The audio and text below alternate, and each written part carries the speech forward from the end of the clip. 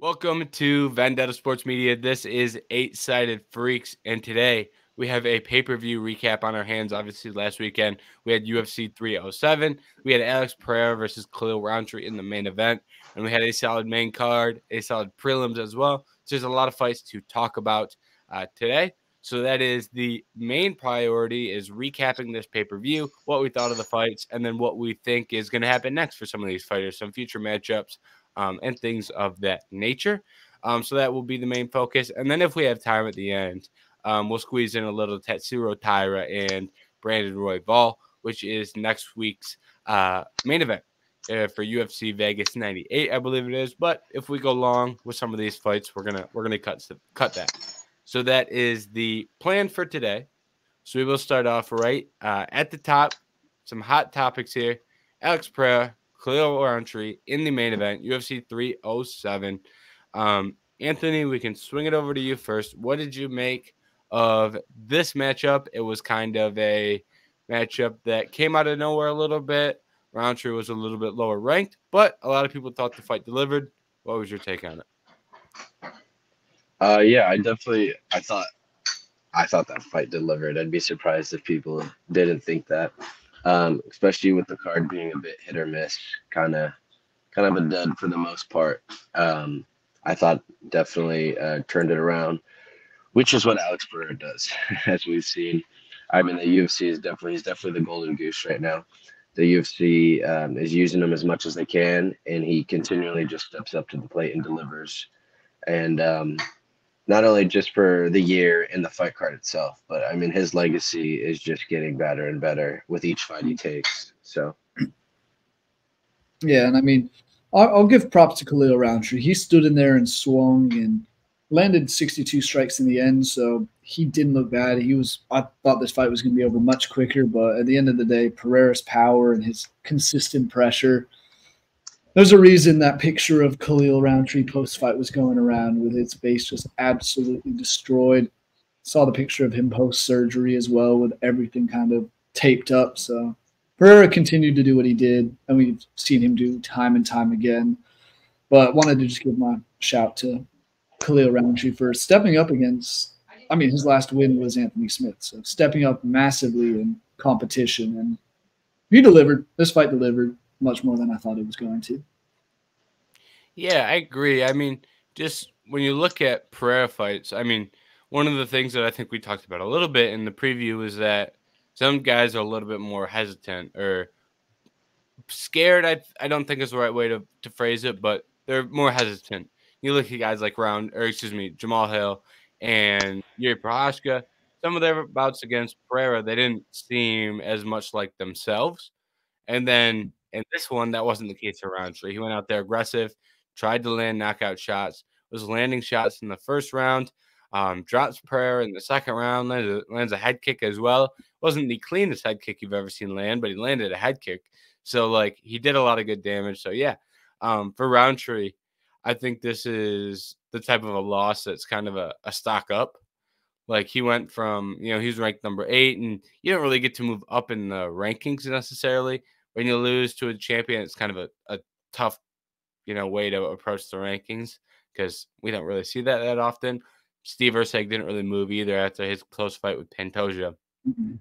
But, he's not going to be back down there fighting guys in that 10 to 12 range again. He'll probably be fighting someone in the top 5, maybe Jan Blachowicz, maybe a Jamal Hill, maybe a Prohashka. You never know, but chances are he's fighting another guy that's just coming off a title fight as well. So big stock up for him, um, despite the loss. So I thought Khalil Rountree had a strong showing for himself in that fight. I agree. I think the Urseg comp was perfect because same thing of Urseg's next fight was Kai Kara, and so after that performance, he was basically it's almost essentially like winning a fight against the dude that's 6 or 7 right in front of you. So now he's like was top 5 locked. And I think, yeah, I was very impressed by Roundtree. I thought gave a great account of himself. So I'm, even more excited for his next fight.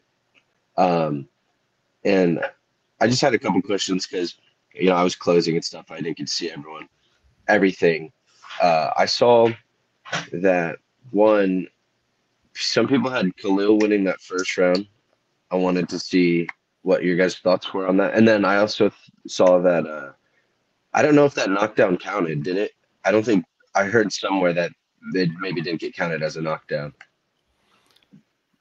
I can check UFC stats. I honestly don't know because UFC stats can be a little confusing with what they count as a knockdown and not a knockdown. It honestly might have not counted just based off. It wasn't like a shot where he fell and was down, but looks like he knocked down. I call it a knockdown. But you're right. It might have not actually been scored one. But to answer your first question, I do think that Roundtree won the first round, in my opinion. I don't know your thoughts on that, RJ, but I thought Roundtree won the first round. Ultimately, it didn't matter, but I had Roundtree in rounds 1 and 2. Yeah, he definitely started out stronger. I agree with that. I gave him the first round. I was kind of tossed up in the second and just leaned towards Alex, but that might have just been a little biased. So I expect him to get it done soon. So, but no, that's what I mean. Roundtree had a good performance. Don't think he deserves to go down. I love the shout for a Jamal Hill fight. That was one that obviously was meant to happen, didn't. I'd love to see that one get run back, especially considering Hill fought a lot of the other guys up top. So, might as well. I was trying to unmute myself, and my bad. But to answer one of your other questions, no knockdown there for Khalil Roundtree. So nothing on the official scores. And it was round 2, like you said, Jerry. You lean towards Pereira. I think it was a weird round to score. It kind of depends on how you view the knockdown, no knockdown. How much damage was the knockdown? How much damage was it if it wasn't a knockdown? And even at the end of that round, I think the tides were beginning to kind of swing towards Pereira, even if Roundtree won that round. So I think that's kind of when the tide really started to swing towards Pereira. And I do want to give Pereira a lot of credit as well. And this is something that I think a lot of people have forgotten about in recent outings for Pereira. Is this, to me, was a lot more similar to what he did to Adesanya. Obviously, he finished Adesanya in the 5th round of their first matchup, and it's not exactly the same. It's not a one-to-one comparison, but I think this was a lot more indicative of what he can do over 5 rounds when he's not just going out there and nuking you in 1 round. A lot of people, see him get those early stoppages, and they forget what he can do when he's going out there and landing his jab consistently, or he's landing those low kicks consistently, because that's what he was doing in this matchup. And you saw the damage that jab did. That jab was sensational, and he was doing a great job at managing distance and kind of, especially in round 4, he was tremendous at it, at avoiding the shots coming back, staying in Roundtree's face, and continuing to pour on pressure. So I think those are some things that Pereira is really good at, and I think was a little bit easier to see in this matchup because Roundtree is a little bit shorter for the average heavyweight. But still, I think those are skills that we see out of Pereira that don't necessarily become a big talking point going into every fight, just because, sometimes he goes out there, lands the left hook, and you don't need to see the jab. So I thought it was an impressive performance over the course of 4 rounds and showing how he can accumulate damage 15, 20 minutes into a fight. Yeah, and I mean, apart from, like you said, that Izzy fight, and then even the Jan Blachowicz one, which was the other time he fought in Salt Lake City, and that went to a decision. Not sure what level of play Altitude had in that one, and it was his first fight at light heavyweight. He's been getting guys out quick, so it was impressive to see him. And he's been the one putting pressure on and going at him from the get-go. This one was a little different, where Khalil was the one applying pressure, had that phantom knockdown kind of thing. And it kept going into the 4th round, and he got it done then. So it was impressive from that point of view, like what you're saying, James, that he kind of kept it going and didn't lose any of his power or anything as the fight went on. And that was my favorite part of the fight, too, of the performance, was I thought Pereira stayed patient, too, and really just trusted himself being the better striker. I know that second fight against Izzy, he was kind of getting to him, had him up against the fence, and I felt like really sold out to try to I'm going to knock this dude out again. And then Izzy caught him with the counter back against the cage. But no, yeah, like you said, was working the jab. I thought beautiful body work in that fourth, especially leading up to that finish sequence. So really just relied on using all his tools, all his strikes, and didn't push it too, or kept the pressure without overextending himself, and then led to just, I thought, a clinical, TKO stoppage right there. I mean, it was that body shot that the two body shots that really got him curled up, and then it was just the ref had to stop it, jump in, otherwise he's gonna go smack. Yeah, sensational body work there too, because that's a great point. Because I mean, not to say he was headhunting in like a bad sense, but he was efficiently like doing damage upstairs. So headhunting can often have a bad connotation, but he was mostly attacking the head, doing a lot of damage, but he wasn't able to make Khalil drop, wasn't able to do enough to get Marc Goddard to step in and stop that fight. But when you have Khalil going high guard and then just winging counters at you, like, great adjustment to go to the body. And then when he throws body, like, he hits hard, and he landed 2 body shots in there that were, I can only imagine what those felt like. I can't imagine those felt good after being picked apart with the jab, and you're busted up and you're getting hit with hooks and you're just trying to stay in the fight. And then, you get 2 shots to the body, like, that puts him down. So that was, to me, great finishing instincts as well there, as to know exactly when to switch up, go dig to the body. So I think that is another impressive aspect, because we didn't see a ton of body works, especially, shots like that on the inside. When Pereira goes body, it's usually that body jab, but, when he needed it to finish the fight, he brought it out. So credit to him for that as well. All right. Moving forward for Pereira, so Pereira often, when people are talking about his next matchup, there are always a lot of ideas thrown around, because he's a guy who is a little bit on the, I shouldn't say a little bit on the unique side. He's very unique for where he's at in his career. He's already moved up a division once. So every time there's like, he wins a fight and people are talking about what's next for him, you always see the craziest ideas you can possibly imagine. Every single idea gets thrown out there. I think right now I would say there are 4 options, and I say that loosely, but 4, we can say, trains of thought. One is have him go up to heavyweight to fight either Tom or John or whatever you want to do there. One is have him go down to 185 again and challenge the winner of Duplessis and Strickland. You would assume that only happens if it's Duplessis and not Strickland, who he's now a training partner with. And then there's another one, which is, Duplessis wins against Strickland and he moves up to fight Alex at 205. And then there's the last one, which is your more typical, just defend against the next 205-pound challenger. So I want to get your guys' thoughts on that for the future for Pereira. Is there one of these like wild super fights that sticks out to you in any of these, weight class changes, or would you rather just see the stick at 205 and defend against who we deem to be the next deserving title challenger? Jerry, I believe it is your turn to lead us off, so we'll swing it over to you for that first. What interests me the most about this is the picture that Alex Pereira posted on Instagram the day after the fight.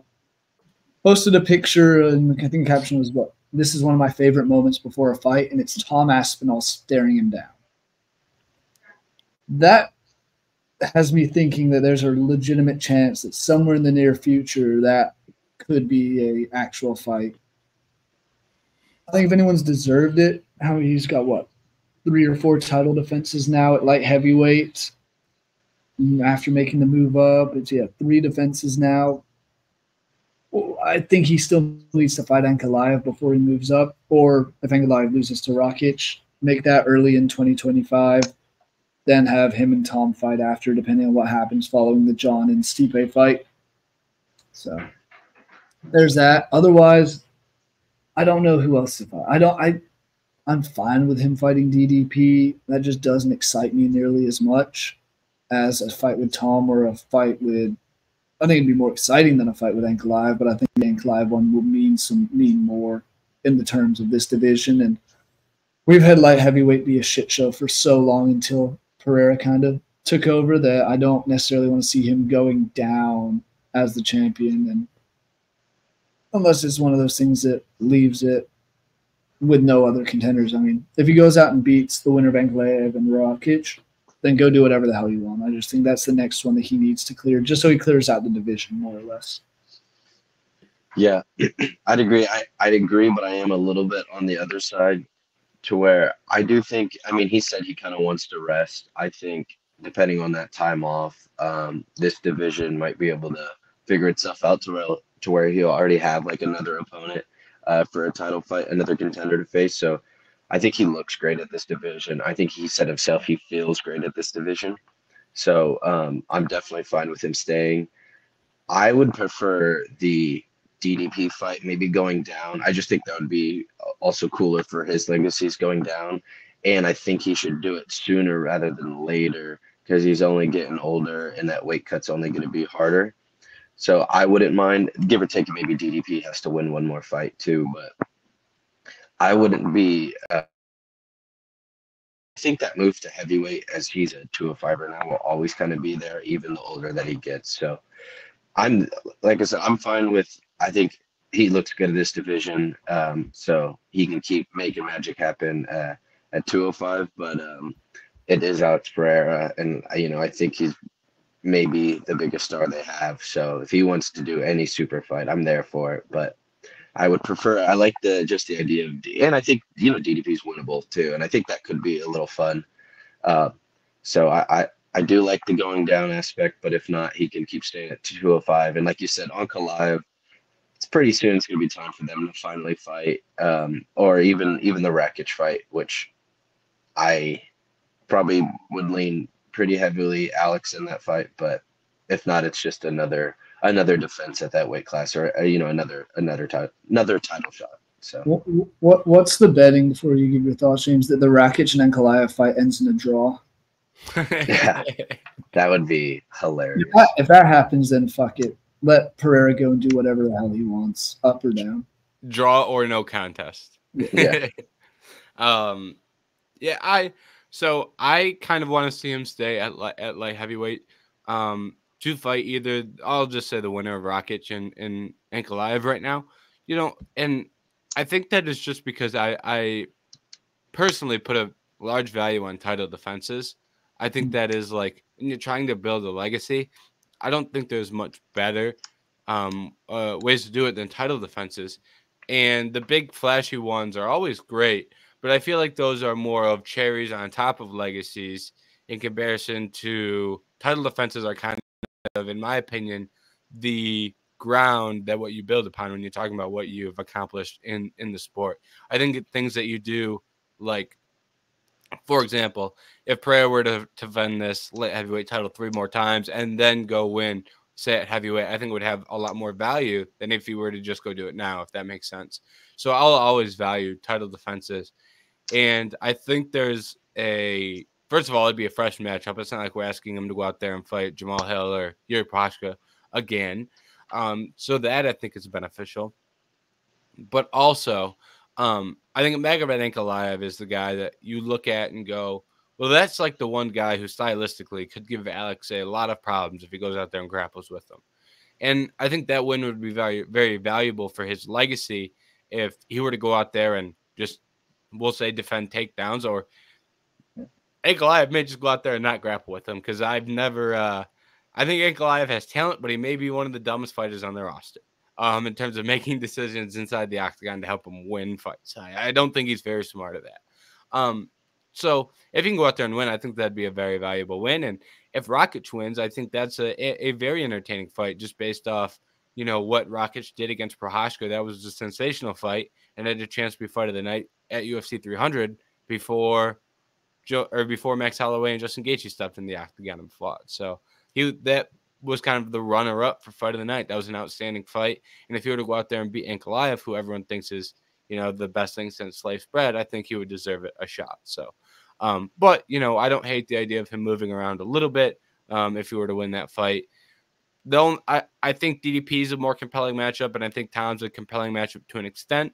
But also, you have to think, like, if John or Stipe were to retire, then you would need Tom to kind of come in and make that heavyweight division kind of get things back in order. Meanwhile, Duplessis is about to have a long list of guys trying to challenge him for the belt, depending on how his future fights go. So I just think that kind of getting either of those guys in there with Alex would have ramifications on those two divisions. So that's another issue I would see with it. So long story short, that's kind of why I value that light heavyweight defense. I will say also off the back of that about Tom Aspinall side of things, he's beat the number 3, number 4, number 5 guys already in the heavyweight division. Hasn't fought Cyril Gahn. We'll see how he does against Alexander Volkov at 308, I believe. Or is that 310? No, that's 310.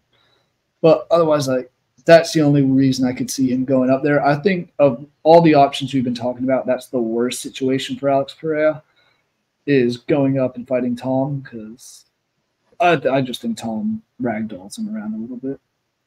Because he can strike, maybe not to the kickboxing level that Alex can, but he can also grapple and has the strength to take him down and dominate. Yeah, I think Tom probably submits him in the first round if I had to provide a prediction on that fight. Agreed. I saw, and Tom's a smart fighter too, though, unlike other people. So I saw the meme, and it was like, "Oh, Pereira versus Tom," and it was like, "It's the fastest double leg you've ever seen." Like, because I don't think he would really even play that game. He would probably just immediately go for trying to get it done on the ground. I don't know if it was a meme or if it was actually something that Tom said, or like someone was doing a parody thing, but I saw something that was like, "Yeah, my game plan in the first is going to be, as soon as that bell rings, I'm going to bull rush him and shoot right down to take him onto the mat." Which, I mean, yeah, I would do the same thing if I had his skills and size. Because as big as Alex, and Alex was really big against Roundtree this past weekend. Obviously, as you said earlier, Roundtree's not the biggest light heavyweight in the world, but he looked massive compared to him and looked more like he's building his way up to be a heavyweight than moving back down to middleweight. And that's why I just said, that's why I wouldn't mind him going down to DDP just for the one time, just to see if he could get that belt back. But yeah, I think it has to be sooner rather than later, because I just think that weight cut, it's just not going to be there forever, to where I do think the heavyweight, he could always go up. Yep, that's true. That's very true. All right. Any closing thoughts here on the UFC 307 main event before we switch it over to the co-main event? Save the card. Save the card. Yeah, there was talk after the fight that Pereira was potentially thinking about pulling out because of some of the complications, and that this fight, Juliana Pena and Raquel Pennington, would have been the main event. Well, shout out to Alex for saving us from that. Saving us for the third time this calendar year. Yeah. The Juliana Pena, Raquel Pennington in the co-main event. Scorecards had it split decision. The swing round was round 1. I think every card in the world was pretty unanimous in the fact that Juliana won 2 and 3. Raquel won 4 and 5. Whoever you scored to win round 1 wins the fight. And then the majority of people had Raquel winning that round 1. And the fight went to Juliana Pena. And, it wasn't a great fight. You had the first round, decent round. Round 2 and 3, not much happened. Pena takedown, she gets on top. Round 4, I believe it was Raquel Pennington's round where she got a knockdown and then decided to try and go guillotine instead of following up with punches. For whatever reason, she decided to do that. Then round 5, everyone thought it was 2-2, and then Raquel goes out there, gets in her face for 5 minutes, and wins that round pretty clearly. So, do either of you guys think Pena won the fight? I guess we'll start it there. I can start real quick because I didn't get to see the full fight. I definitely saw round 2, and yeah, it was the Pena. I thought just kind of control on top. Then I caught the end of round 4, so I think I missed the knockdown. But it definitely, just heading into the 5th round, I think the whole announcers, everyone sounded like it was 2-2. If not, it was Pennington kind of just building, and it was like her fight to take. And then I watched that 5th round. The 5th round actually was kind of fun, like for me sitting there and watching that 5th round, I was like, oh, there's actually a decent amount of striking happening and stuff. I was like, I wonder if the whole fight was like this, but I learned it was not. So it sounded, just from my perspective of, I thought it sounded like the announcers, everyone, it was 2-2 or all that stuff, or if maybe even Pennington was, was winning. And then watching that 5th round, Pennington won that 5th round. So I thought it was going to be a Pennington decision, but it sounded like it could have been a robbery. I mean, I scored Pennington that first round, then had it the other way. I was like Pena 2 and 3, Pennington 4 and 5. So I had Pennington winning on my scorecard, but at the end of the day, that first round was such a toss-up, and it's kind of just who do they want as the champion? Who I don't know if this has anything to do with it, but who's going to talk more? Who's going to make more controversy and more entertainment in this division? Raquel Pennington was rather quiet about everything while in her tenure as the champion, whereas Juliana Pena doesn't shut the hell up. We have our opinions on her. We've talked about time and time again, but she did what she had to do. I'm very curious to see what's next in this division. I think I know, but there was a little video that went out from a certain Amanda Nunes dancing around in a Tough shirt. So don't know if that was hinting at anything coming back, but we need someone to save this division from a Juliana Pena title reign. Yeah, and so a little bit more context on, kind of the popular opinion on scorecards. And I don't necessarily think popular opinion is always the best way to talk about who won a fight. And we'll actually talk about that in a second here with Aldo and Mario Bautista. But we'll just use, in this circumstance, I think the two best resources for looking at crowdsourced opinions and who won fights are MMA Decisions and Verdict MMA. Verdict MMA had Raquel Pennington winning the first round by 9.71 to 9.31. So that basically means roughly 71% of people who scored that fight thought Pennington won round one. Juliana, and then MMA Decisions, 75% of people scored that fight 48-47 for Pennington. And then you have 17% scoring that 48-47 for Pena. So once again, pretty big lean for Pennington. And then you have the media scorecards. On the media scorecards, I don't want to go through and count every single scorecard at the moment, but there are two descending scorecards. There's one Pena scorecard, and then there's one draw, and then there's we'll say rough estimate of 20 media scorecards for Pennington. So every single resource you could look at for judging a fight had this clear Pennington. For comparison, media scores for Bautista and Aldo, the next fight down, was about split 50-50. So this was very clear Pennington in a lot of people's minds. That's not the way it gets scored. So I just wanted to throw out some more context rather than just our opinion, because personally, I don't say very nice things about Juliana Pena. So I wanted to at least provide some additional evidence of more people that thought she lost. But also on top of that, I thought Juliana Pena looked pretty bad, pretty horrible throughout that fight. The only two rounds she actually won were the rounds where she landed takedowns and then Raquel Pennington just can't get up off her back.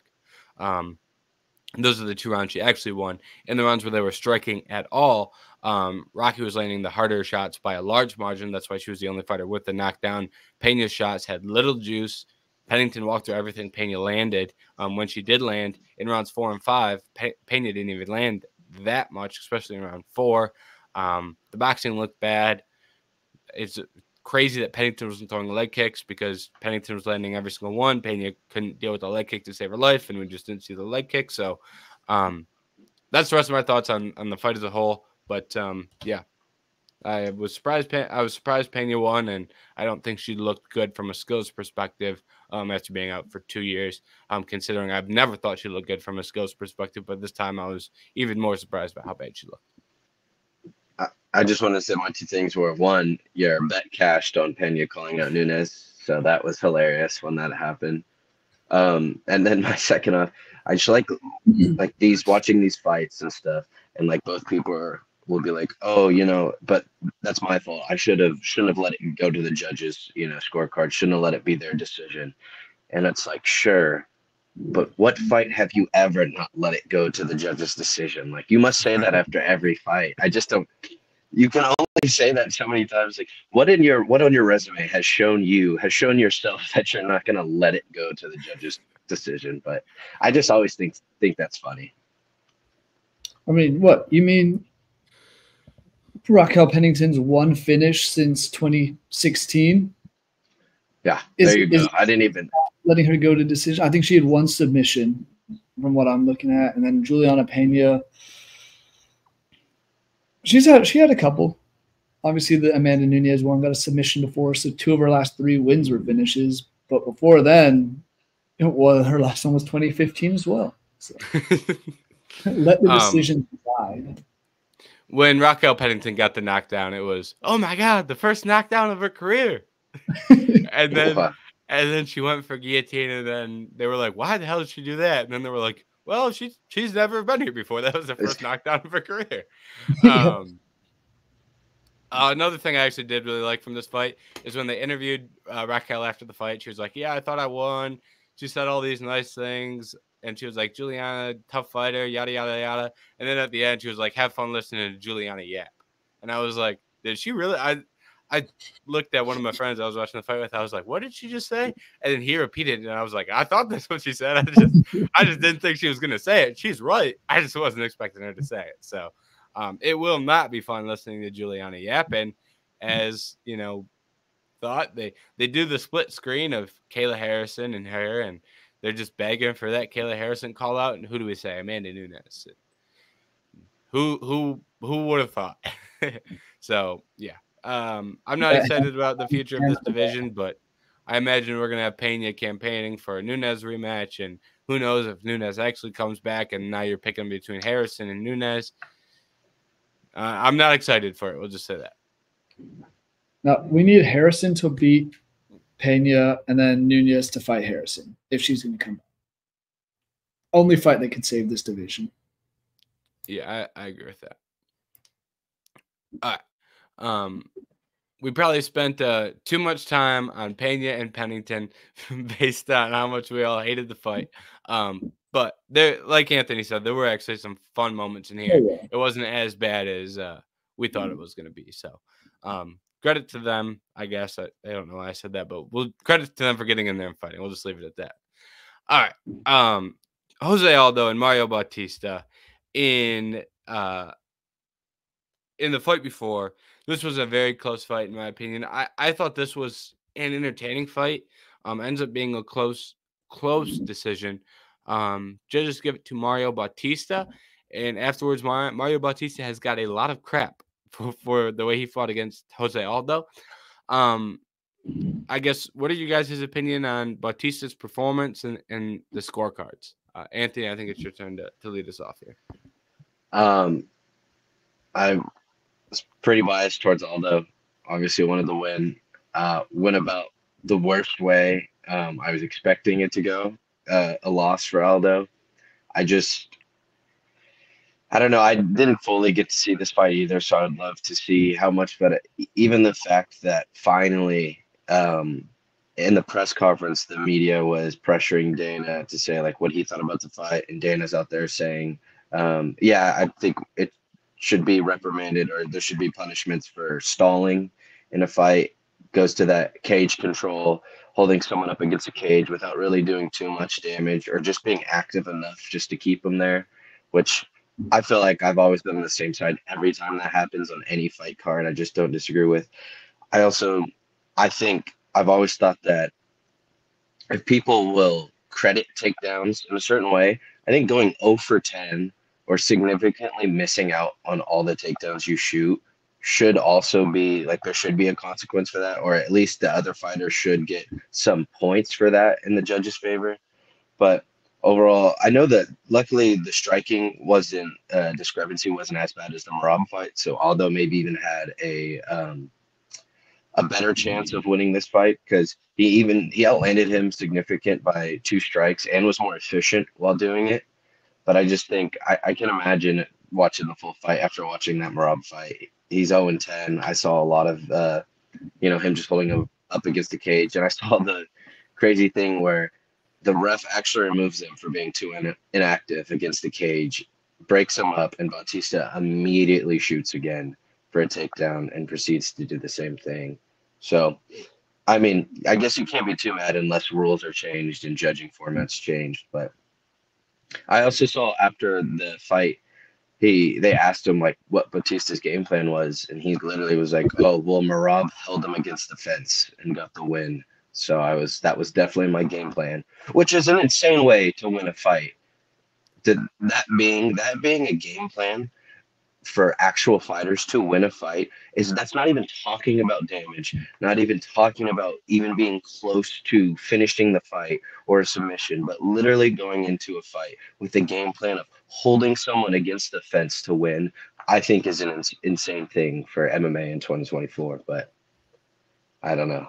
But then if the way if you guys when you break down the fight, breaking it down by rounds and stuff, if you thought that was enough or that was the right call.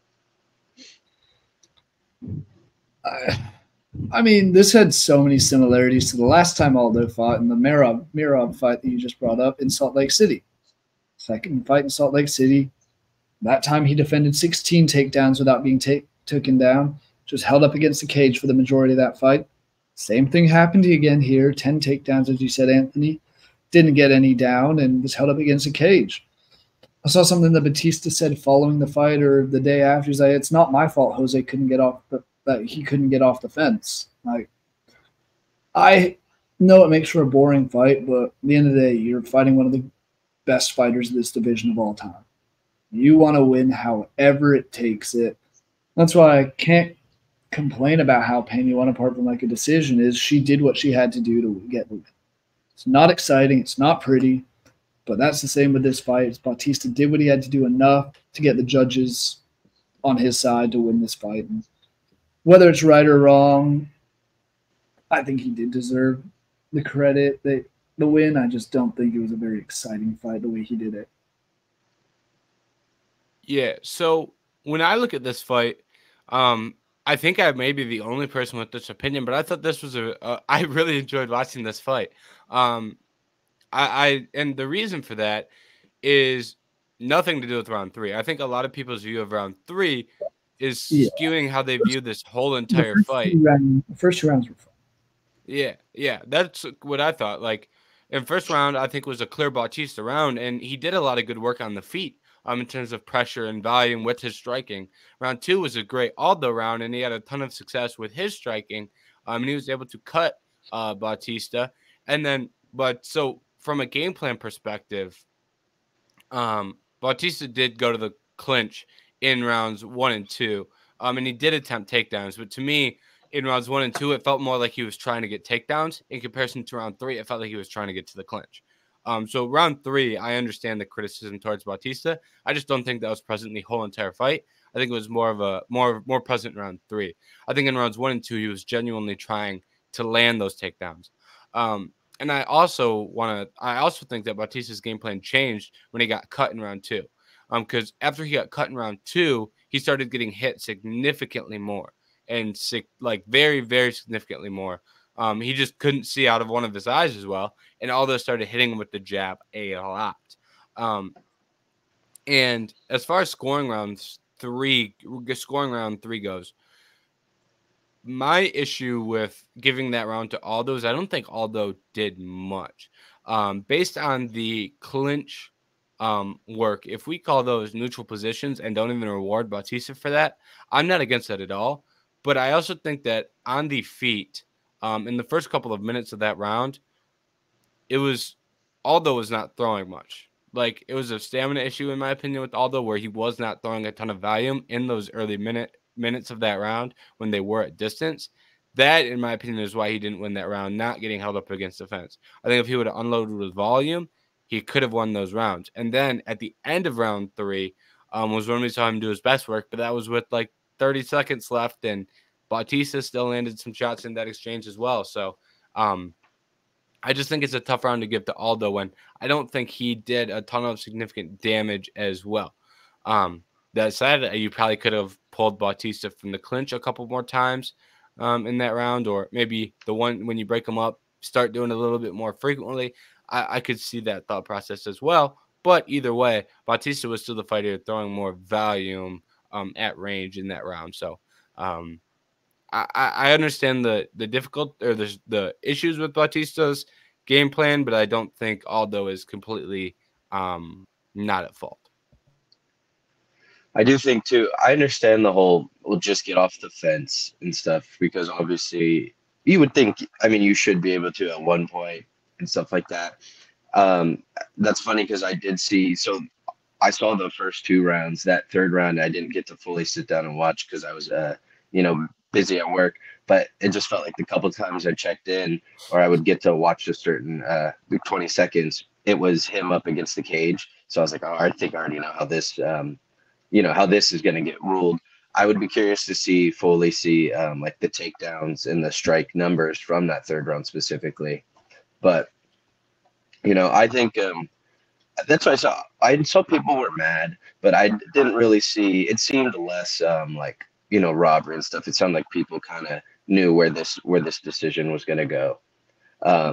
I just think with then not even this fight, like there's the way Marab grappled against Sean and stuff like that compared to there's just certain grappling or people that actually do clinch work against the cage and stuff. And I think it's done right at times. Like I don't think anyone was sitting saying Mike Cano wasn't doing enough damage because there's a big difference in his grappling versus Marab's grappling when they actually get someone down and stuff like that. And the attempts at doing damage or significant damage in that aspect. But I don't know. I just think it's, and like I said, but when you ask the fighter after the fight and saying like, what was your path to victory? And it was to hold them against the fence. I just genuinely think that's an insane way to win a fight because give or take, it's not the perfect comparison. Obviously this is a, sport, they are in an octagon, but like in what other scenario would you see two people fighting and be like, oh, that guy won it because he held them against like the cage or the wall or something, even disregarding like however many strikes maybe were landed and stuff. I just think it's, yeah, I don't know. It's something that's definitely tough to watch in general, still not even this fight, just continually happening in the sport and stuff like that. Obviously, not everyone needs to get their head taken off and be knocked out and stuff like that every fight. And I get the advantages too, because we call it for it too sometimes, saying like, oh, there was 4 minutes of fighting, all this. It could have been back and forth. Someone won these exchanges. He missed a takedown or two. But for the last 30 seconds, he did kind of get that control. And I guess my main issue too overall is I think control time or, takedowns is securing a takedown with 20 seconds left. That could be a way to swing a round. But if control time is literally winning you the round, like overall, like that's almost outweighing the strikes you're doing and stuff like that, then I think that's a little bit of not a slippery slope, but I just think that's a little weak, I'll say. Mm-hmm. Yeah, I just want to say like it's hard. I see it in boxing a lot as well, though, in terms of you see these guys who've won the first couple rounds. They know they're not going to get the finish, but they want to just hold on, and they'll start wrapping each other up and hugging each other. And you'll see the fight break up for 5-10 seconds, and they'll be back to wrapped up together. And I understand it's not what we want to see, but it is part of the fight game. It's a way to win in a close fight like this. I think I had it 1-1 after the first 2 rounds. You have to do whatever you can to get that control, like you're saying, Anthony, and just even if it's ugly, even if the fans aren't happy about it, you have to do what gets you the win. Because you're not in this fight to entertain the crowd necessarily. Obviously, that's a plus for us, but you're in there to get the win and make your way to the title. Whatever you have to do to get there. I do think, though, and my one take, too, in boxing, but there is like a penalty for that. You can get called for excessive clinching and stuff like that. So eventually I think there could be a rule put in place. And the fact that they were already asking and Dana actually finally responded to it for once, seems like he's even been hearing the whispers and got tired of it and was talking. And I think even McGregor posted something about a stalling timer, stuff like that. So already trying to maybe think of ways, but then again, Dana just brought it up and, he's not going to fix anything or do anything about it. He just wanted to mention it. But yeah, overall, I mean, a tough fight anyways, but I mean, but then like we kind of discussed before, Batista got his hand raised and stuff, and that's a huge win for him. So Yeah, and there's precedent for this as well. Certain levels of wrestling have shot clocks, where if you don't land a shot in a spirited time, you give up a point. Maybe you put on a 30-second shot clock and they clinch. And if you don't land a takedown, or if you don't land, a damaging strike, you can set the barriers however you want. We're gonna break it up, and we're gonna set it. It's an option as well. It's a lot of interesting ways you could go about that. I honestly don't know the answer off the top of my head. I haven't thought about it critically enough to come up with how I think this should be solved. I've thought about judging a lot and have opinions on that, but I don't know how you combat this type of kind of stalling out to win moments and use that to win rounds. I think it is a very tough topic. One thing I do want to add before we kind of transition over to what's next for these guys, I want to mention that this is not every single Mario Bautista fight. I think this is a specific matchup against Jose Aldo, that Jose Aldo is the best takedown defense for any striker in mixed martial arts history. That's why he gets in these type of fights. In a lot of other fights, Bautista is landing takedowns, and when Bautista is in top position, he does damage and advances positions. It's not often he's stuck in the clinch because he can't take someone down. So I do think this is just overall a tough matchup for Bautista. And I don't think this is going to be something that we're going to see from Bautista in future fights. I'm not going to say it's impossible it ever happens again, but I don't think this is his, when he sits down and tries to figure out how he's going to win a fight. I think this matchup is a lot harder for him, which is partially why I picked Aldo. I bet on Aldo. I think all four of us in the preview article picked Aldo just because of some of those skills he has. It was a tougher matchup for Bautista than other matchups will be against guys who aren't as good at defending those takedowns, because he's good from top position. He was just never able to get to top position, which is a credit to Aldo in a sense. Yeah, it is. Go ahead, Ann. Go ahead, Jay. Yeah, it is. And I mean, Bautista usually puts on a much more entertaining performance, and against the guys who he's now going to come up against, he's not going to have the ability to just hold him up against the fence. And although they found his weakness, you can't take him down, control him, I guess. Mm-hmm. All right, I do want to talk about what is next for each of these guys. We'll start with Mario since he won. Mario, I see. Well, maybe they're going to have him fight someone behind him in the rankings, so I shouldn't say I assume he's going to fight up in the rankings, because maybe they give him some guy who's ranked 15th that's really good, that might just go out there and beat him after what he did to Aldo. So I won't even say he's going to move up in the rankings. I'll just say, open floor. What would you guys like to see next for Jose Aldo? Don't remember whose turn it is. I think Jerry. I think it's your turn to lead us off.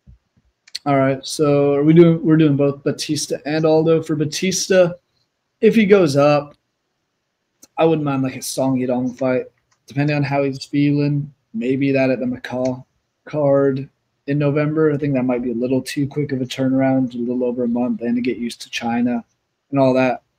Otherwise, you could give him a Henry Cejudo. I think the highest up I go with him is Cheeto at 6. Don't know if he's deserved a Cheeto fight yet, but Cheeto also did just lose his last fight. So there's that. As far as Aldo goes, still want that Aldo and Cejudo fight, but I don't see that happening now that he's lost. I could see him fighting. I mean, he's fought Dominic Cruz before, I believe, hasn't he? No. Aldo hasn't. So Dominic Cruz is at 14, Aldo's at 11. That's one that would kind of make sense for OG. He's still ranked. I'm sorry. I didn't know. That's what I mean. I honestly thought he was retired or just done. I did so too. If there's anyone like that, because I don't want to see him fight Kyler Phillips. Didn't he just beat Jonathan Martinez? Yeah.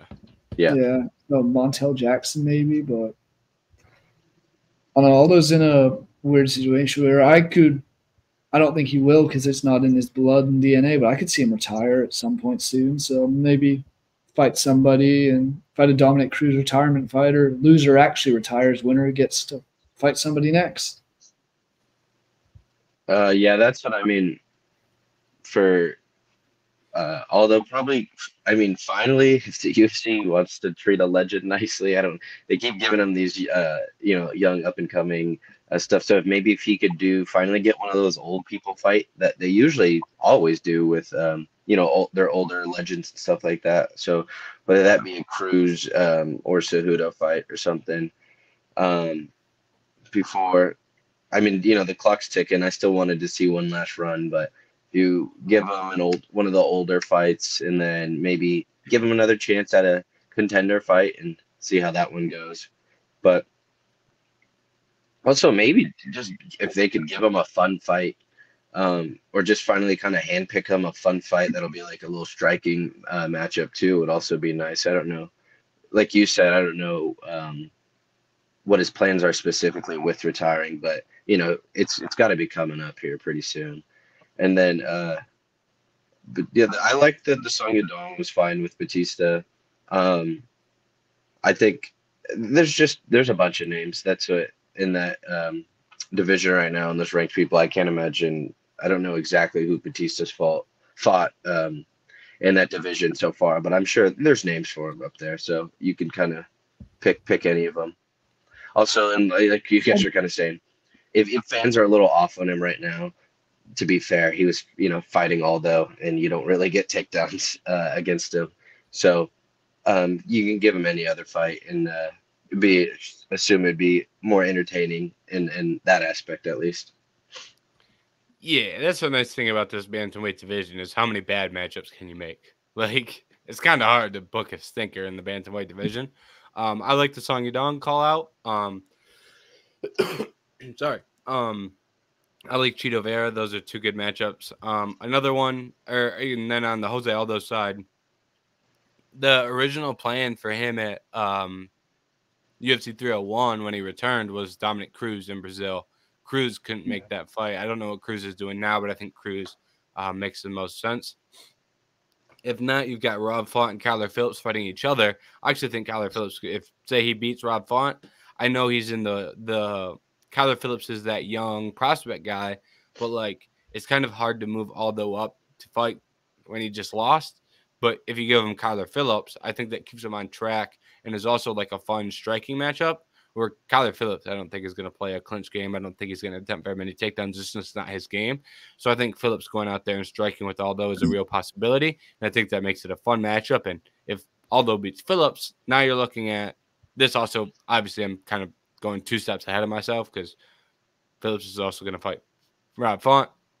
So, but if Aldo can get a win over someone like Phillips, that kind of puts you in a position to go out there and say maybe he's now fighting Song Yadong or maybe he's fighting Cejudo now. I think that could be one that catapults you to, top 6, 7 matchup in those rankings. I do have one other name I want to throw out there that just looking at rankings in a different division. What about a Dan Ige fight? I think that could be an intriguing one on the feet. That's the only other name that I was just looking at the ranks like, wouldn't be opposed to something like that. Mm-hmm.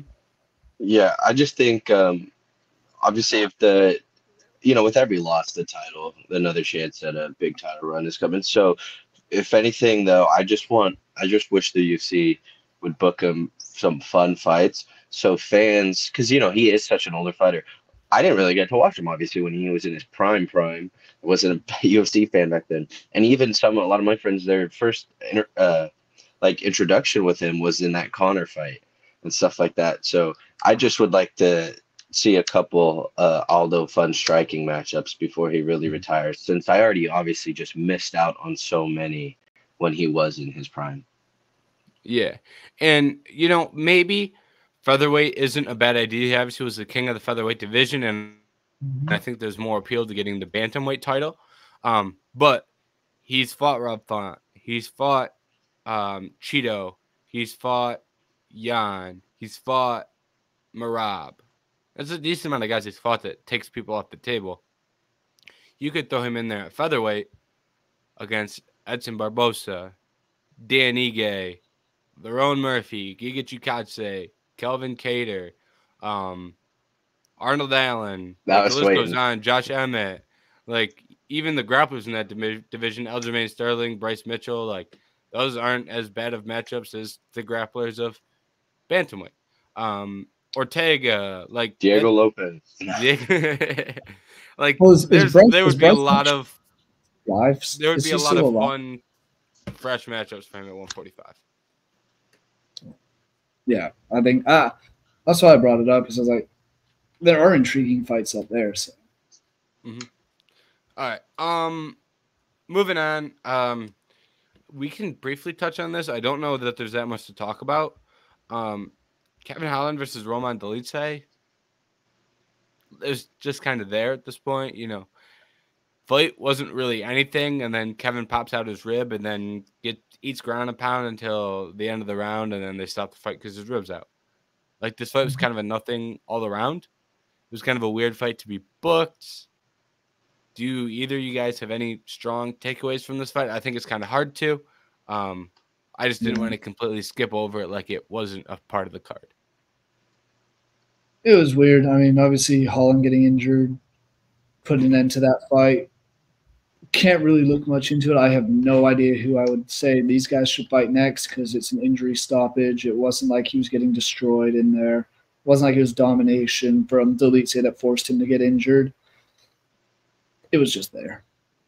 They've both fought at different weight classes as well, so it's like, should Dolidze go back up to light heavy? Should Holland go back down to welter? There's a lot of moving parts for both of those guys. Yeah, no, it was unfortunately, one of those freak things. So didn't really, I just think it's funny. James is never gonna pick Dolidze again, and then he wins in the most fluke way. It's hilarious. But yeah, it is what it is. I mean, it kind of sucks. This would have been a dud, obviously, of a fight on any card when something like that unfortunately happens. But definitely didn't help this card at all. Going right into the Aldo Batista with that Bueno, and then Pennington Pena, and so it was once again, Ferrer really did kind of save this or take some of the stink off of it, of what could have been. Mm-hmm. Yep. All right. Ketlen Vieira, Kayla Harrison. We saw Kayla 15 minutes in the octagon. Didn't really impose her will as much as the betting odds suggested she would, as much as the average opinion thought that she would. Ended up being a close fight. She still ends up going out there, winning a decision. What did you guys make of Kayla Harrison's performance? Jerry or Anthony, it's your turn to lead us off. This one I did not. I got to watch. I was watching that Dolidze Holland was the first fight I got to tune into. I did not get to see this one. Gotcha. I mean, I kind of said a little before the show and talking with you about it, James. This is the first time we've seen Kayla really get cut, and she still kept going. So props to her there. It was a weird fight. It wasn't the most exciting. I thought she would come out here and try and destroy her, and she tried. Finished with only 2 takedowns on 8 attempts, so got to give props to Ketlen Vieira for her takedown defense. Striking-wise, she looked a little crisper.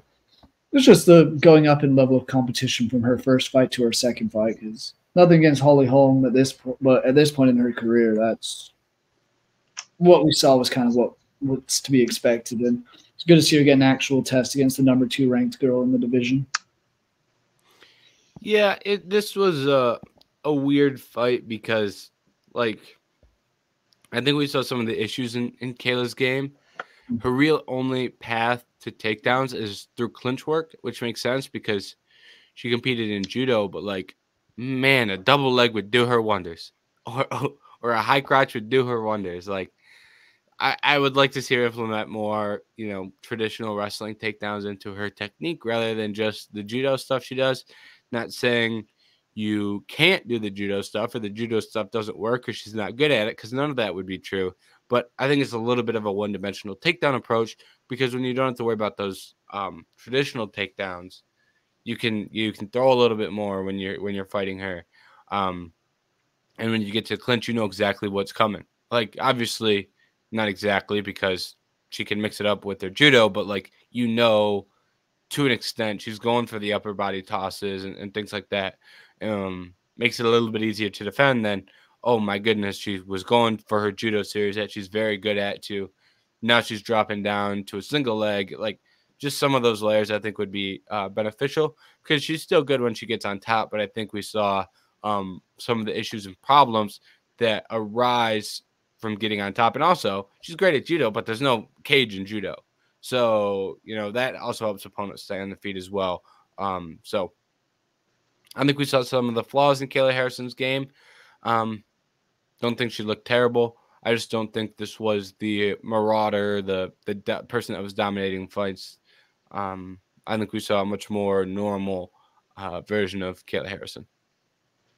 I would imagine too, with like adding those into her bag and stuff, which shouldn't be the craziest thing too, because even with more traditional takedowns, she's so strong. You think she could just, like, it doesn't have to be the perfectly timed shot or anything. She could probably just outmuscle a couple of those takedowns too, even if it's not the perfect shot. But yeah, and she trains at ATT. Like, that's not like a gym where, like, oh God, there isn't a single good grappler there. How she's gonna learn how to grapple? Like, it's a gym where you can learn how to grapple. Like, it's not like she's, doing her own thing up in a gym and nowhere where how are we going to get her some wrestling training? Like, no, you just, hey, coach, can you set me up with Armin Sarukian so we can, go drill some takedowns or set me up with Natush Gamrot. Like, there's resources there at that gym that can help you with your grappling, specifically for MMA. So, all right. Last fight we're going to talk about specifically before we break into final thoughts is Stephen Wonderboy Thompson versus Joaquin Buckley. This was a very good fight while it lasted. Ended in the third round with a Buckley right hand that ended the fight. Buckley was mixing in some grappling, wasn't really landing the grappling. Wonderboy was doing a great job defending takedowns. But Buckley stayed committed, constant pressure, continuously attempting takedowns, big swings on the feet, and eventually landed the shot that won him the fight.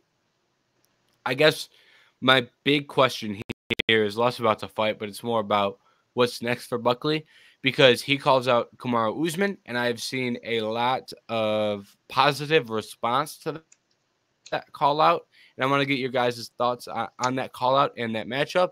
And so, do you guys think that is a matchup that could happen? Is that a matchup you want to see happen? If not, what are some other routes for Buckley? Jerry, it's your turn to lead us off here. Just want to say, as far as the fight goes, I found it interesting, or I don't know if interesting is the right word, but looking back at the stats, he had Buckley had 2 takedowns in the first, 2 in the second, didn't attempt any in the third, and sure enough, he gets the finish on the feet in the third. Maybe the takedowns wore down on Wonderboy a bit, and he found an opening and had him a little worried about that. But nonetheless, I love the Kamaru Usman shouts, only because I don't know who Usman would fight otherwise. I don't see him fighting Colby. Again, I don't see him fighting Sean Brady or JDM. I wouldn't mind Buckley fighting like Jack Della Maddalena. I think that'd be an interesting fight. But the Kamaru Usman one and the way Buckley's looked, and obviously he's a sensational highlight reel knockout. Why not?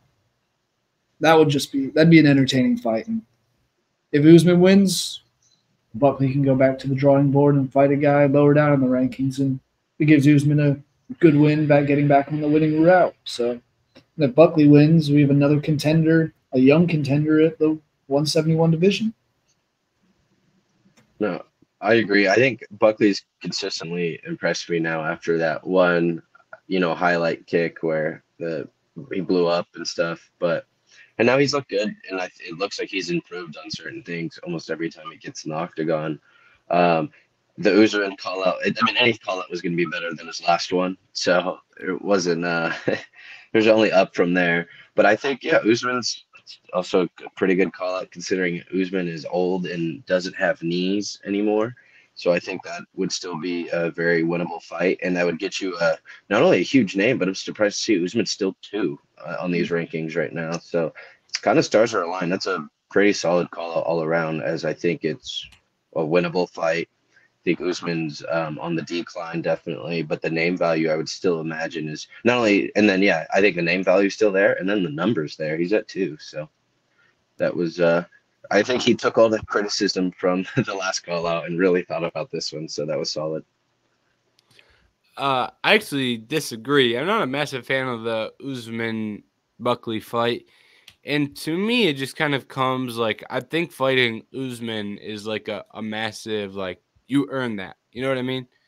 So for me, I would just like when I look at what JDM's done, if we're gonna have Usman fight any of these up and comers at 170, I would just rather it be JDM. That's kind of just my logic there.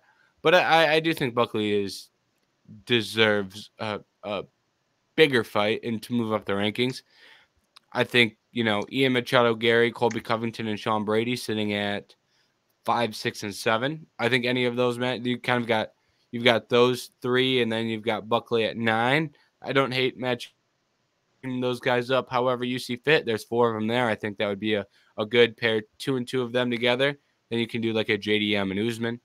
And then you've got Shavkat going for the title. Kind of leaves Leon Edwards out of the picture, but I have no idea what they're going to do with Leon. So maybe if you tell me Leon's going to fight JDM and then you're going to do Usman and Buckley, I'd like that a little bit more than if you just did Buckley and Usman and then kind of left JDM out. So I think my hesitancy for that matchup is just kind of reserved for, I think JDM has earned something like that a little bit more. But if Shavkat's fighting for the title and JDM gets Edwards, then, the reason I was upset about it is gone. So I think there are routes that I could see that making sense. Yeah, I get that. That makes sense. I mean, it is a big jump and a big star name jump because not that Wonder Boy's not a star in the UFC, but he's a different level from Kamaru Usman, especially in this division. I don't disagree with the earning it. I was just more on the fact that I just think Usman's gettable. Obviously, still a tough fight. So I just think he's gettable. And the first person to do it right now, before maybe he slides, or I don't know how his full, how much longer he wants to keep fighting. But I think that name's still pretty hot. Everyone still knows how great he was. So I just think that's if there's a talented fighter that's coming up the rankings and stuff like that. If they get a chance to maybe go get an Usman right now, that win would be a huge. That puts you right in the top 2 and everything. And it's not the world beater Usman anymore, where he's just insanely dominant and everything. So I would definitely, if I was confident in myself and stuff and it worked stylistically, I don't know whoever's up there, but I would definitely try to get that fight. No, I 100% agree with that aspect of it because Usman has quietly been out for a year now. Last fought on that last Abu Dhabi card, which was last October. That's the next pay-per-view that we have coming up. So it's been almost a year. And by the time he gets a fight booked, it's going to be a year and 3 months or 4 months. So, I do think that that's a very good point in the fact that, his knees are not getting any better. And he's gone from being 36 to now being 37. And I feel like every time you get once you turn 35 in MMA, every time you get a year older, like that's a big jump in age. Yeah. Like when you take that year that goes from 36 to 37, you're like, oh wow, he's old now. And you take the next jump to get from 37 to 38 and so on and so forth. But yeah, suddenly 37 Usman is, and the knees aren't getting any better. That is for sure. All right. Last topic for today, UFC 307, final thoughts. This card did have some, we'll say, interesting prelims. We did take the best prelim off the board in Buckley and Wonder Boy, so pickings are going to be a little bit slimmer than usual. But credit to Buckley for the performance he had. He kind of forced our hand in that one. So UFC 307, final thoughts. Do either of you guys have a big one that sticks out to you that you want to get off your chest first? I mean, I'll just say the one. I'll pick one, and I think I brought it up or we talked about it when we were picking some prelims that could be interesting, and then Ryan Spann, OSP, got it done. Good for Spann, I guess. Didn't know OSP was fighting, but the good round 1 submission. Way to get in and get out, make your money on a pay-per-view card. Yeah, I get that. I want to say before I mean, it was a first-round submission, and is OSP? Did he retire yet? He's still going to keep going? I guess. That was his last fight on his UFC contract, so it seems like he's out of here. But I don't know if he's retired. But he is no longer a UFC fighter. PFL. Here he comes. But no, all seriousness, like I want to say before I do my final thought, I want to say Wonder Boy. It might be time for him and MVP. I'd be there for it. It might be time for it. He's not. You're saying you don't want to see Wonder Boy and Carlos Prates? Because that's the direction we're trending. Shit. You might be right.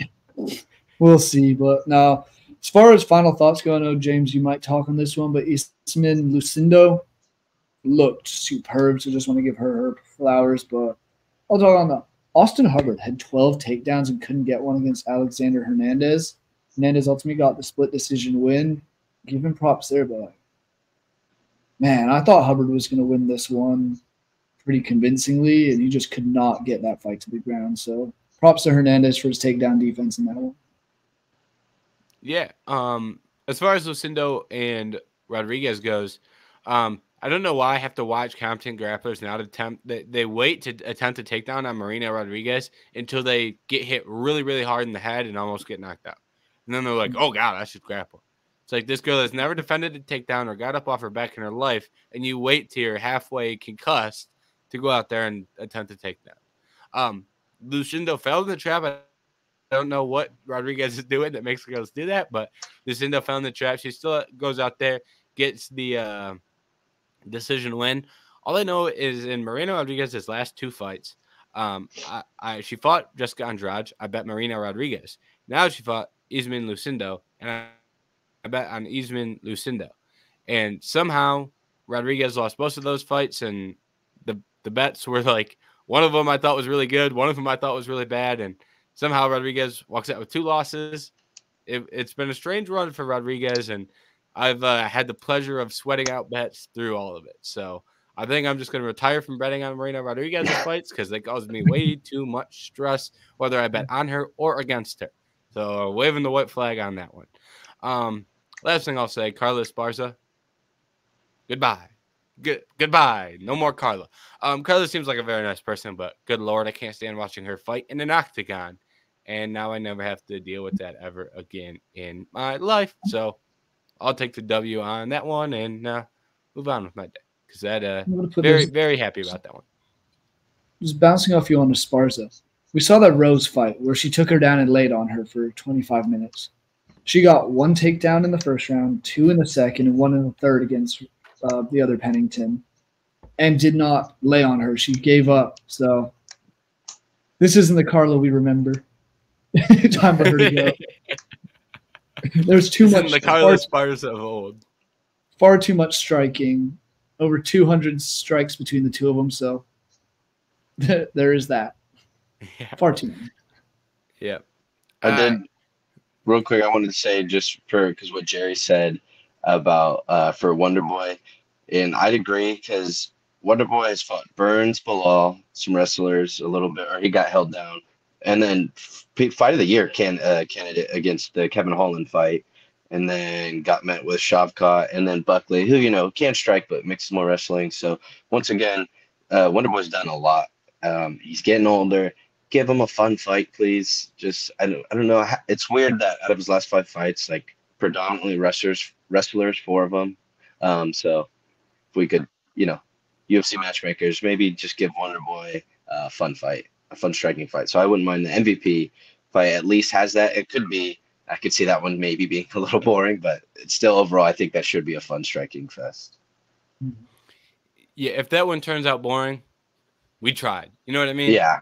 Like I'd rather try and find out it was going to be boring than just go, that'd be a boring one, and just never give it a try. Like, let's find out the hard way with that one, in my opinion. Because if it's good, it's going to be really good. Yeah. The reward so much outweighs the risk. Mm-hmm. If these two do what we think they could do, fight of the year candidate right there. Mm-hmm. Yep. I agree. All right, everybody. That's a wrap on a UFC 307 recap. Thank you to everyone who tuned in. We got through a lot of fights here today. That's always the goal. Make sure to tune in next week. Next week, we're in between fight night cards next week, so we'll see what the slate's looking like. We've got Tatsuro Taira versus Brandon Royval this weekend. And then next weekend, we've got Alexander Hernandez and Michel Pereira. So maybe we do some combination of a recap and a preview. And we'll see, maybe there's some other news that happens. So no guarantees on what next week's episode looks like. Those, in between fight night cards kind of is more about what stands out in the day of the recording and what happened on those events when they actually take place rather than knowing, a week out. So no guarantees there, but like I said, thank you for tuning in. If you do want more content on UFC Vegas 98, we will have the UFC Vegas 98 preview post out on Friday as well as best bets. So if you want our thoughts on those fights, you can find them there. Until then, we'll see you next week. Make sure you like and subscribe this episode and make sure you return. We'll see you later.